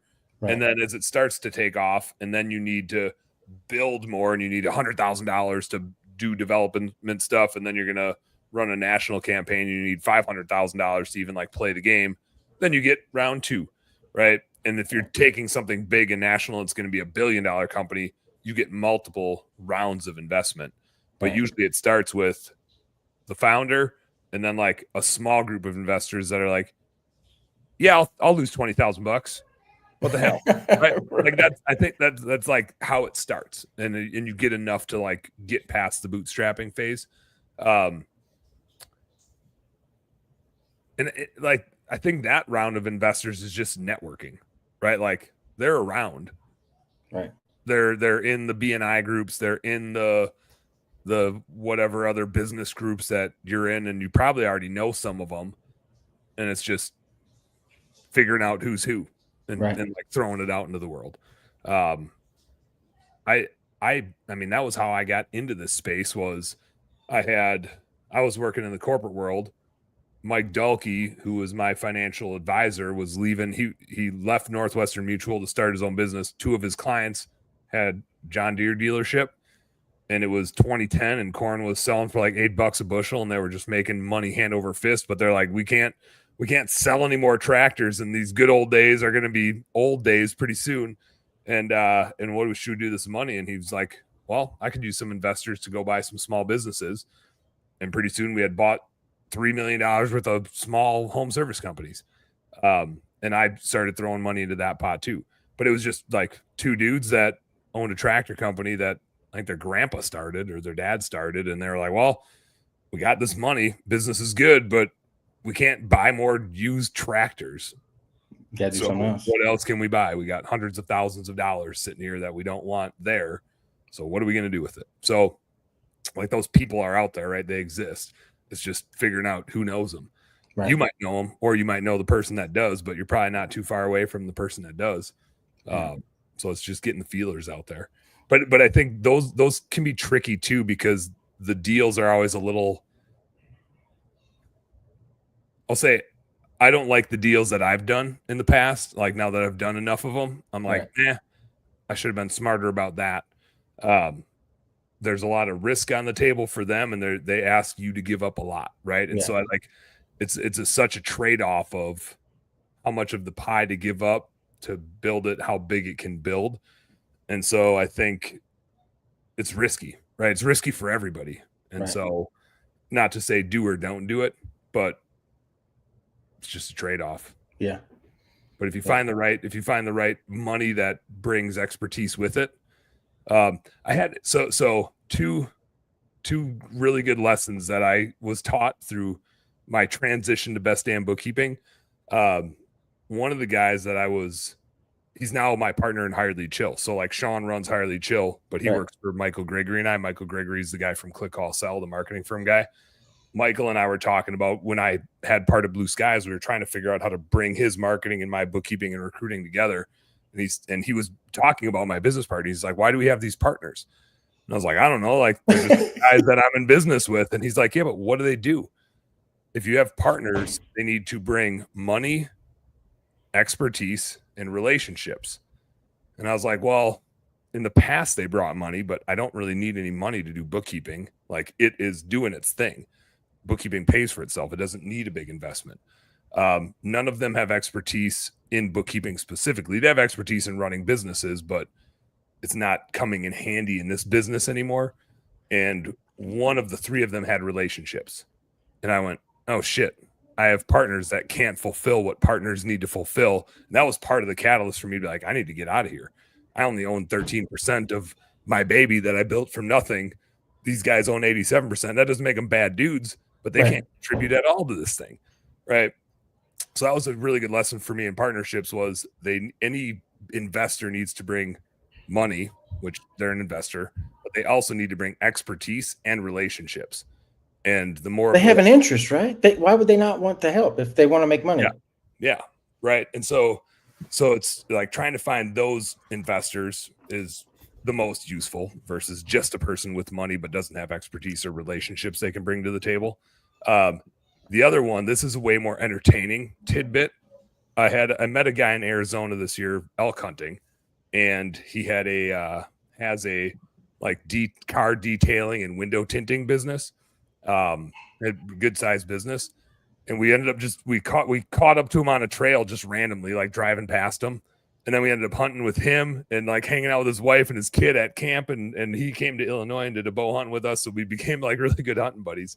And we did a recap podcast of our Illinois hunt. And somehow we got talking about partnerships. And he said, here's the lens. Like if you're going to do a partnership, here's the lens. You need to be so comfortable with that partner that you're willing to let them sleep naked next to your wife and not fuck them. And I was like, oh, damn. Like that is quite the statement. And the more I thought about it, I was like, you know what? I didn't have that with my initial group of investors. Not again, they weren't bad dudes. But I think that's just such a funny lens. But it's so true. Like if you're going to get into business with somebody and you're going to get their money invested, like the level of trust needs to be so ridiculously high because so many partnerships and investor things end so poorly that there has to be that level of trust. And that's a really funny way to put it, but I wish I would have heard that 10 years ago. So anyway, you can take that one to the bank. Oh man. Well, you think, I mean, what percentage of, I mean, don't you think, I mean, going to investors is a normal thing, right? Yeah, totally is. Okay. I don't think it works out every time. No. Right. And I think that's where like the first lesson of, yeah, money's important, but the relationships and the expertise are equally important. Right. That's why coaching exists, right? Relationships and expertise are more important than the money. You can get a lot more out of the coaching a lot of times than you can just out of somebody giving you money. You wouldn't know what to do with it anyway. Right. So having money along with those other things and like a true vested interest is always more valuable than just the money. Right. And the trust is always the most important thing, because even if somebody has all three of those things, but they're a shyster and they're going to F you over when they get the opportunity, then all of it was for nothing anyway. Right. That's interesting. The relationship piece and the money and the expertise. It's good. It's good. That's how board of directors and all that stuff form eventually, right? People that have been a part of it. Interesting. And next time you're talking to an investor, you gotta be like, hey, if my wife was naked and you were naked, dude, take your clothes off real quick. We're gonna go over and test you. Actually, probably better if you didn't tell them, but your wife was in on it, you know? Be like, nope, we can't do business together. I saw you looking at her. Holy smokes, that's funny. I could see everybody's got experience of a partnership going south at some point. It's just the way it is. Even if you're lucky enough for it to happen in the 11th grade when you were detailing cars with a friend or whatever. I think everybody has to experience it to some extent, you know, to know like, I get it. Because I've heard, don't do business with family or friends, but like, if you can't do business with your friends, like what the hell kind of friend is that? You know, so it's like this. Wasn't a friend. Right? That's the way I feel. Yeah. I don't know, but not what you thought they were. Not what they thought they were. Yep. And every situation and every person is different. So it's like, it's hard you can't paint here's how it goes, right? It's just, the world doesn't work like that. It's so nuanced and so specific to the unique situation. But those are two phases of that situation that I wish I would have heard that advice, like I said, a decade ago. But it's funny now. Closing question. I probably asked you this the last time I had you on the podcast a couple of years ago. Let's say, and because you got two things going on, I got to be thoughtful about how I do this. Home services don't exist, and high school football doesn't exist. Prep football doesn't exist. Football's not even a sport. But you got to go do something tomorrow to like pay the bills and something that you'll love because you're an entrepreneur. You'd figure it out. What would you go do tomorrow? I would. I'm a real estate broker of 20 years. I'm actually right now in the middle of rebranding I would go back to really promoting my real estate business for helping people buy, helping people sell, flipping homes. And mixed in there would be a construction remodeling company. I'd be the real estate guy. Do you get into like the flipping? Like, is that when you're looking at a flip, are you like making Play-Doh snakes with your hands? Like, oh, this is gonna be sweet. We're gonna do this, do that. Like you're that. Yeah. No, I love that. We've always flipped houses. I really got away from that when we started the cleaning service.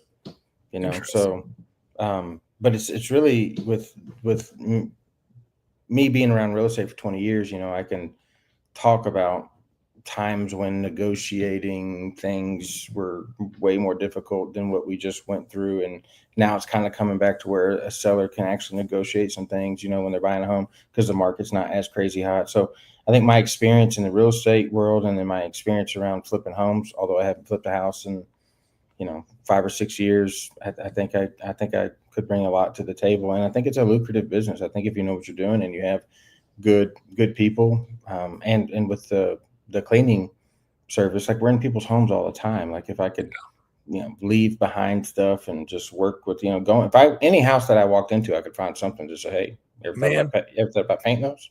Yeah, I was gonna say, it's probably funny when you were walking through houses, I bet you freaking were like Neo in the Matrix. You're just like, man, they could redo this way, and then this would open this room up big time. Like for 20 grand, they could get way more value out of this thing. Yeah. I do remember, like, we bought a couple houses. I guess one house while I was cleaning houses, but I always laughed whenever I would, like, we had our window cleaning business, we had our maid service business, and I was out in the field a lot early on. And I always joked, like, once you clean somebody's house, you could blindfold me and I could walk through that thing without touching a thing, right? It's like you just know the space so well because you have to move around it.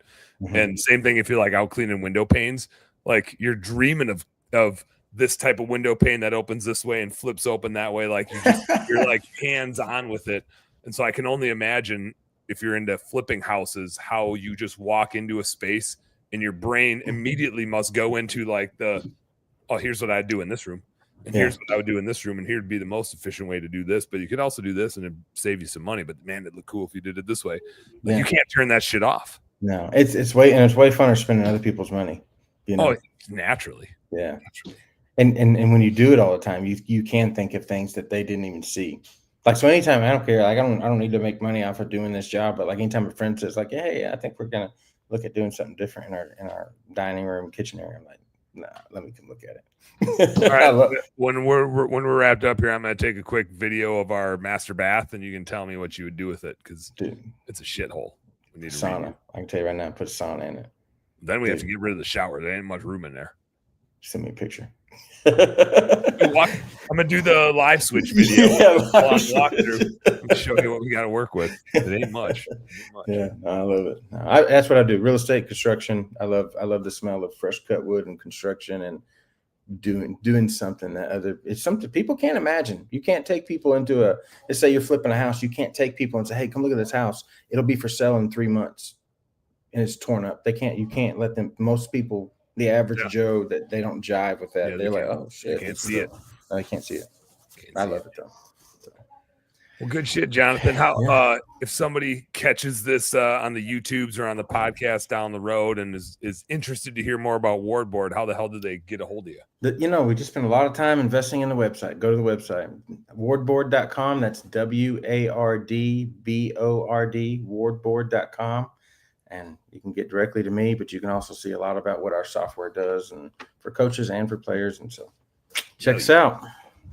Any closing thoughts? Any closing comments? Anything to leave folks with? Dan, thank you for being patient with me. I think for the most part, I'll say this publicly, most of our inability to jump on was my fault with my kids. And so anyways, I just appreciate you kept checking in with me, and I know you just need somebody to fill the spot, but I really do appreciate it, because it's easy to get fed up with people and schedules and this. So anyways, I appreciate your patience, and I do see you're a successful business person because of how consistent and how joyful you are. You're fun to be around. There's always those people you look forward to talking to, and there's a reason I'm persistent. I'm not persistent with everybody. There's certain people I'm persistent with because I'm like, I want to talk to this son of a bitch. Like, let's get him on it. I appreciate it. It's just good to catch up with you and hear what you got going on. And anytime you got something cool going on with Wardboard or the cleaning biz, whatever you got, you're always welcome here, man. I love catching up with you. So good to hang. And we'll catch you later.